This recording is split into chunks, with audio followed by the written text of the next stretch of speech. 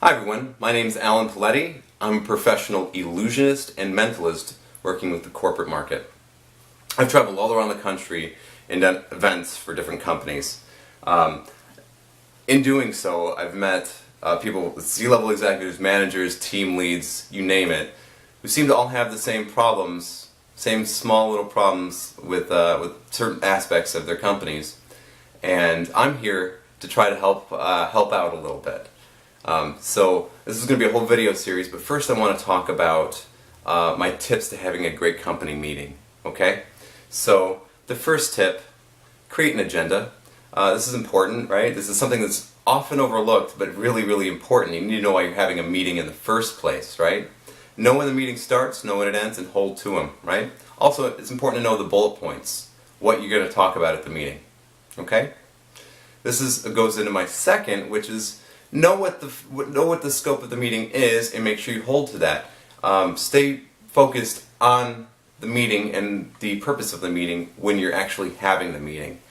This sounds so simple, but I've been in the room when these things have happened, and I've seen people will have questions or things, and they won't always be related to. They think, hey, this is a good forum because we're all together. Let's address it now. But what ends up happening is the meeting gets diverted away and we end up talking about something that was totally unrelated and we don't get to the original point why we were all there. So, if something comes up and there's a concern that needs to be addressed or something, just politely remind them that it's outside of the scope of the meeting and that it needs to be addressed afterwards, right? You can talk with them about it afterwards. If you already were planning on addressing it, you can let them know when you were planning on addressing it, whatever, right? But make sure you stay focused on the actual content of the meeting. Alright, so how do we start the meeting on time, right? This is the question. Yeah, sure, you say started and ended on time, but how do I do that? Well, if somebody's always late, right? Or a couple people are always late. Well, there's a couple ways you can handle that, right? One, I'm going to talk about the carrot and stick method, okay? So the carrot method would be giving them some reason to be there, giving them something that they'll desire that's at the meeting to encourage them to show up. That might be a really nice breakfast or lunch, right? And don't make it just coffee and a bottle of water and that kind of stuff. You can get the soda, you can get that anywhere, anytime. That's not what I'm talking about. I'm talking about a limited supply of something really, really nice, right? This could be like a really nice delicatessen sandwich from Subway, or with all the fixings and everything, or something like that. Something to get them going. Oh wow, they're serving Subway. But let them know there's a limited supply, and if they want some, they've got to be in line early. Anybody showing up later isn't going to get any. Right? Make sure that you know, or that you tell whoever's going to pick up the food that there's supposed to be a limited supply. Right? That's a good way to get them encouraged to want to show up. Tip number 2 on that is to say you have a VIP or a high-level executive that's not showing up, right? The meeting's on time. People tend to show up when the head honcho does. If he or she doesn't come in on time, well, it's going to be really hard for you to keep any control of the meeting. So what I suggest in that circumstance is to actually physically collect your VIP and escort them to your meeting room.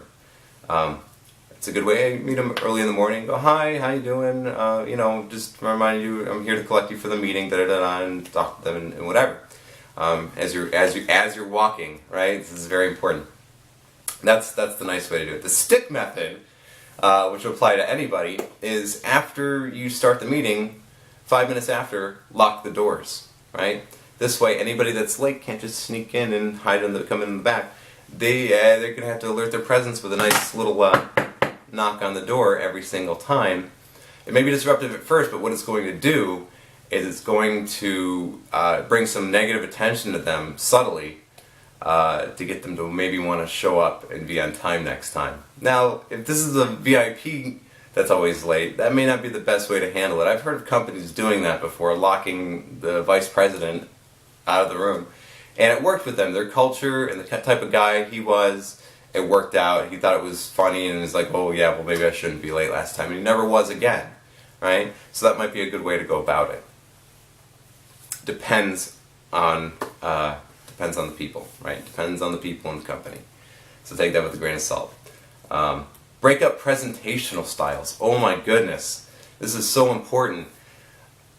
I see, and I've been there because I've done these things. I'll break up presentational styles. Don't make it lecture after lecture after lecture after lecture. Oh my goodness, it doesn't. The information is important. This is why we're having the meeting. Everybody needs to be there, pay attention and absorb it. Apply it, right? Absolutely. And I don't think you'll find anybody that disagrees with that in the entire room. Problem is, we're human, and our attention span, hey man, is not that long, especially nowadays, right? And you got Vine and Twitter and all these things where they're just shortening our attention span. So find other ways to break up the presentational styles. If you have a couple of speakers, maybe one of them does a PowerPoint with a lot of pictures, a lot of color. Maybe somebody does something audio visually, right? Does something with a video. The next person is a traditional speaker at the lectern or whatever. But break it up, right? Maybe help them work in small groups together, little worksheets or something like that, where they can talk amongst themselves, right? Man, oh man. And my last tip would be hire an illusionist. We can handle all of these problems really, really easily, right? You can get the meeting to start and end on time. Professional magician knows how long their show is, right? Then get it to start and end on time, right? It can be the carrot that gets people in instead of a treat, right? You can have, hey, before you show up, we're going to have a little fun presentation before the meeting starts, and it gets everybody in a good mood and ramped up, right? Excuse me. It's a great icebreaker. It gets people talking to each other after a while, right? Wow, that was incredible. They have something to talk about now. It's like the dinner and the movie kind of idea, right? You have, they always do it wrong. They always do they do dinner and then a movie, and it should be movie and then dinner because they have something to talk about if they have nothing else in common, right? Gives them something to talk about.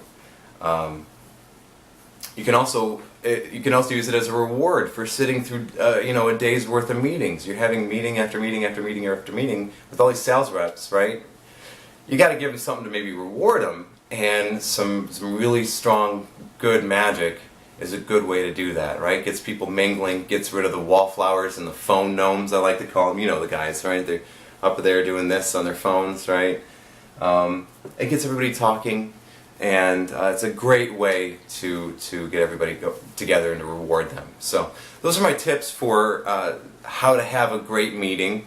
Please stay tuned for other videos in my series. And thank you very much. Share this with all your friends and let them know that I can help them maybe with these things. So thanks very much. My name's Alan Paletti. Have a great day.